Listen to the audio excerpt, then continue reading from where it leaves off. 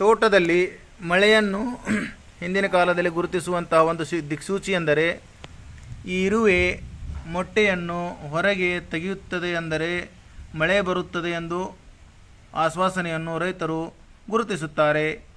ನೋಡಿ, ಈ ಥರ ಇರುವೆ ಮೊಟ್ಟೆಗಳನ್ನು ಹೊರಗೆ ತೆಗೆಯುತ್ತದೆ ಅಂದರೆ ಮಳೆ ಇಂದು ಅಥವಾ ನಾಳೆ ಬರುತ್ತದೆ ಎಂದರ್ಥ. ಧನ್ಯವಾದ. ನೋಡಿ, ಇರುವೆ ಯಾವ ಥರ ಮೊಟ್ಟೆಯನ್ನು ಹೊರಗೆ ತಂದಿಟ್ಟಿದೆ, ಇದೇ ಇದರ ಮುನ್ಸೂಚನೆ.